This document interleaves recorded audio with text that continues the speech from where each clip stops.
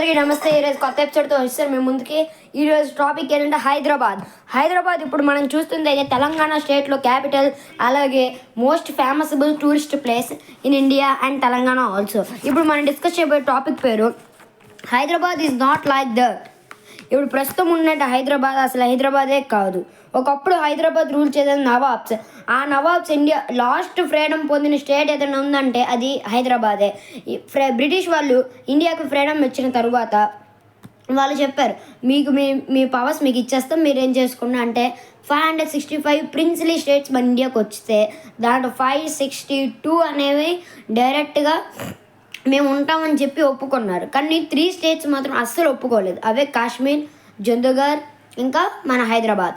జందుగర్ని, కాశ్మీర్ని సర్దార్ వల్లభాయ్ పటేల్ గారు ఇంకా అదరు రిఫ్రెషెస్ చేసి ఒప్పించి ఓకే చేయించారు. కానీ హైదరాబాద్ మాత్రం ఎప్పటికీ ఒప్పుకోలేదు.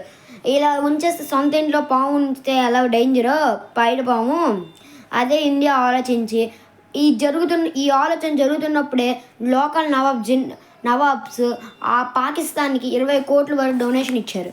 అండ్ అక్కడ పబ్లిక్ అకాడమీ కోసం ఒకటి కట్టారు.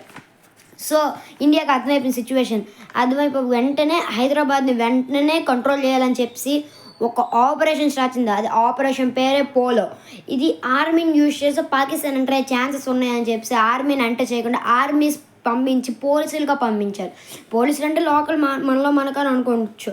దీనికి పాకిస్తాన్ వాళ్ళ గవర్నమెంట్ వెంటనే ప్రెస్ మీట్ ఒక డిఫెన్స్ మినిస్టర్ ఏమో ఒక మీటింగ్ కండక్ట్ చేస్తే ఇండియాకి మనం హైదరాబాద్కి సపోర్ట్ ఇచ్చే ఛాన్సెస్ ఏమైనా ఉన్నాయా అంటే వాళ్ళు ఒకటే చెప్పారు, మన దగ్గర 4 జెట్స్ ఉన్నాయి. ఆ 4 జెట్స్ మనం 1-2 పాడైపోయి 2 వర్కింగ్లో ఉన్నాయి. ఒకటి హైదరాబాద్ వరకు వెళ్ళే ఛాన్సెస్ ఉన్నాయి, ఇంకొకటి వెళ్తుంది డైలర్లో క్రాష్ అయిపోతుందని చెప్తే ఢిల్లీ మీద బాంబ్స్ వేసే అవకాశం ఉందా అంటే ఒకటే ఉందో, ఆ జట్టు కూడా వెళ్తూ వెనక్కి వస్తుందన్న గ్యారంటీ మా దగ్గర లేదు అని చెప్తే ఆగిపోయారు పాకిస్తాన్ వాళ్ళు. ఆగిపోయిన ఇక్కడ హైదరాబాద్కి వచ్చేసరికి ఇక్కడ చూస్తే చాలా టైట్గా చేశారు. హైదరాబాద్ మిలిటరీ స్ట్రెంగ్త్ని, గన్స్ని కొనేద్దాం అనుకున్నారు. కానీ అక్కడ నవాబ్స్ కానీ అది జరగని ముందే ఇండియా ఎంటర్ అయిపోవడంతో మొత్తం టైట్ చేసిన తర్వాత వాళ్ళు హైదరాబాద్కి రావడానికి ఒక బ్రిడ్జ్ ఆ బ్రిడ్జ్ని బ్లాస్ట్ చేయించమని నవాబ్స్ ఆర్డర్స్ వేయగానే బ్లాస్ట్ చేస్తారు. అలా చేసిన 1 డే వరకే ఆపగలిగారు. 1 డే. అప్పటికే ఇంకా మన చేతులు ఏం లేదు అని చెప్పి నవాబ్స్ కూడా చేతులు ఎత్తే టైంకి ఇండియన్ ఆర్మీ దూసుకొని వచ్చింది హైదరాబాద్లోకి. ఇది జరగడానికి ముందు ఆగస్ట్ 13న జిన్నా పాకిస్తాన్ ఫౌండర్ అయితే అతను చనిపోయారు. ఆయన చనిపోవడంతో కొంచెం రిలీఫ్ అంటే అక్కడ పాకిస్తాన్ బిజీగా ఉన్నప్పుడు ఈ ఆపరేషన్ స్టార్ట్ చేశారు.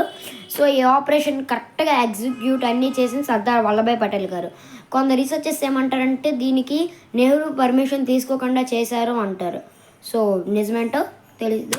సో వీళ్ళు ఎంటర్ అయిన తర్వాత నవాబ్స్ వెంటనే రేడియో ఆడియో కనెక్షన్ ద్వారా చెప్పారు ఏంటంటే నేను ఇండియాలో హైదరాబాద్ని కలిపేస్తున్నానని చెప్పేసి ఆ రోజు కలిపారు మన హైదరాబాద్ ఇండియాలోన. అప్పటి నుండి ఇప్పటివరకు హైదరాబాద్ పేరు ఎక్కడ తగ్గంటే డెవలప్ సిటీలో 3rd ఉంది హైదరాబాద్. దీని famous 3 items: biryani, Charminar and